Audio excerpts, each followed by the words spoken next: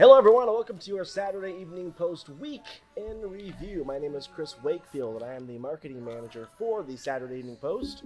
Jeff Nilsson, archive director. Troy Brownfield, staff writer. A lot to get to this week, but first of all I want to tell you something really special and cool that we have for Saturday Evening Post members. Now we have this corporate member benefit program where we have a list of a lot of different corporate partners that we have. You can use special discounts and offers that they give us and to our members. This week, we want to feature Liberty Mutual Insurance. Saturday Evening Post members can go to our website, SaturdayEveningPost.com/benefits, and see special exclusive offers just for you from Liberty Mutual. Again, that's only for Saturday Evening Post members. SaturdayEveningPost.com/benefits. Go online and see what Liberty Mutual has to offer you.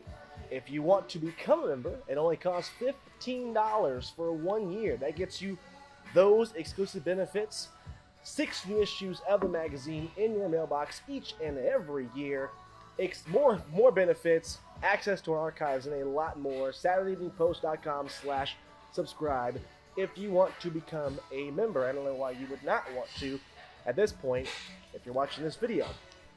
Okay, Troy, last week you posted a piece on SaturdayEveningPost.com that was a retrospective, a 20-year look back at the Clinton impeachment. We talked about it a bit last week. When this piece went up, immediately there were comments, backlash, supporting and against the Clinton impeachment, and more directed at you of why are you bringing this back up? Why are you drudging this back up, Troy? Because I am the only person in culture to have ever mentioned this in the last 20 years. The interesting thing is, people don't necessarily know how any magazine or newspaper operates. And one of the things that we do is we talk about our purview is America, past, present, and future. That's one of the things that we've frequently addressed. And we frequently do things that have to do with anniversaries. So this is a 20-year anniversary of this impeachment trial. Impeachment is something that is talked about frequently. In fact, the cover of The Atlantic right now just says impeach on it. Right.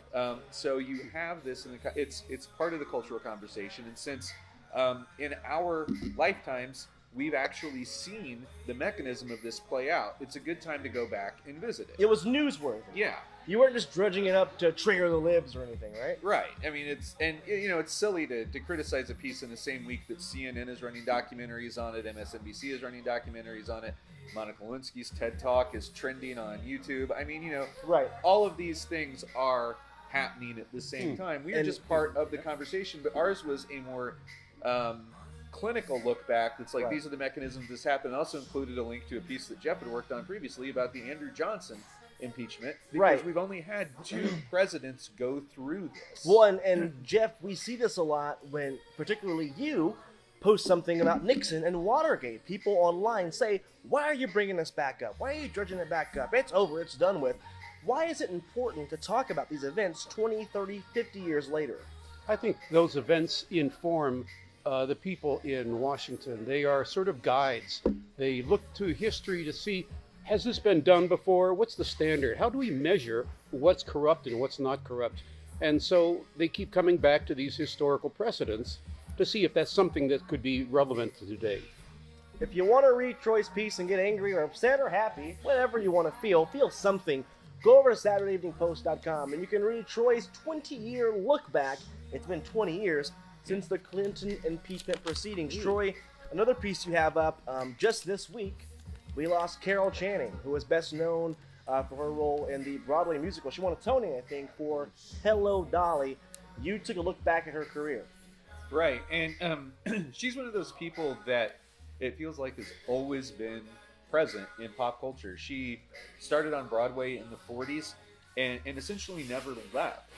She went back to the role in Hello, Dolly a number of times, toured with it multiple times. I was talking to our fellow Post staff writer Nick about this, and he said that the fact that she toured at least 5 times in the lead role. Wow. in subsequent decades. She won 3 Tonys, was nominated for more. She won a Golden Globe for Thoroughly Modern Millie, was nominated for an Oscar for that. Throughout the 70s, a lot of people who were young at that point knew her because she'd show up on Sesame Street or The Muppet Show or game shows. She's a frequent talk show guest. She was always doing cabaret shows. She was still working a couple weeks ago. She was 97. She died 16 days before she was going to turn 98. Right. She was all over Family Guy and a lot of different animated shows. She's a pop culture presence. Any thoughts on Carol Channing and her passing, or her career? What else did she do other than Hello, Dolly? I mean, It's I know like- she owns yeah. that, but what else did she do? Well, Thoroughly Modern Millie is the film that she's the most known for, but she does have an extensive list of credits, and at a certain point, she became one of those people that was famous for being the person that she is. Yeah. Carol Channing was famous for being Carol Channing. Just kind of at this point, the Golden Globes just gave a new Comedy Achievement Award to Carol Burnett that they are calling henceforth the Carol Burnett Comedy Award. But Carol Burnett has been around so long, famous for being herself and the ear tug and everything, that a lot of people know her just for being who she is rather than a lot of the work that she And does. What else do you need to be? You even found a piece in our magazine from our archives about Carol Channing. It featured Carol Channing. Yeah, they did an interview with her in 1964 when she was taking on Hello, Dolly. It talked about she had been in other plays, and then it was, referenced her character Lorelai. It's like Goodbye Lorelai, Hello Dolly, that she was taking this on in 1964. Right. So again, when you consider that, that's roughly 55 years hence of her association with that role. Right. The dogs are getting started, so we're going to take a break. Go look at Troy's piece over at SaturdayEveningPost.com on Carol Channing. Also over at SaturdayEveningPost.com and in our print issue, our January-February issue of our magazine, Troy's got a piece about the company that almost bankrupted America. What is this company and what happened? Lehman Brothers at one point was the fourth largest lending institution, period. And due to a combination of factors, overreach, misrepresenting their cash position, and so forth, they ended up filing the largest bankruptcy in history 10 years ago. And it really had a seismic effect on the economy. This kicks off the recession. Yeah. Did anyone ever go to jail for this? Martha Stewart. Honestly, nobody did. That's the kind of the running joke, that the only person who did time out of all this malfeasance and so forth was when Martha Stewart sold some stock that she may have known was going to plummet. And she went to jail for lying about, not selling the stock, but more so for lying about it. Right, because, the commission of that activity is considered illegal. But yeah. Right. Jeff, you were around in 2008, I believe. What was it like during that time when Lehman Brothers first goes down? A lot of people kind of held their breath and was, here's the first domino. Yeah. I just looked at my stock portfolio, closed the door, pulled the blinds, turned off the light, and waited. I'm still waiting. Yeah. I'm actually working on a piece right now that is a sort of a follow-up, because there's a lot of prognostication that we're on the verge of another recession. And so I'm talking to some of the experts that contributed commentary to my first pieces that were in the magazine and whatnot about how to prepare yourself for what feels like an inevitable recession. So these people have some ideas of ways that individuals and families can maybe do some things to protect themselves against the event of that happening. Cash under the mattress. Not on top, but under the mattress. That's always a sound strategy. Secure. If you want to read Troy's piece, you can go online to SaturdayEveningPost.com, or even better, subscribe to the magazine. You can see it in the magazine at SaturdayEveningPost.com/subscribe. Now, time for one of my favorite segments every single week. We call it Don't At Me. Things that may just be getting on our nerves, pissing us off a little bit, stuff we want to get off our chests. We know you got an opinion about it, but we don't care. Don't at me on this. Troy, I'm going to start with you. What do you have for this week?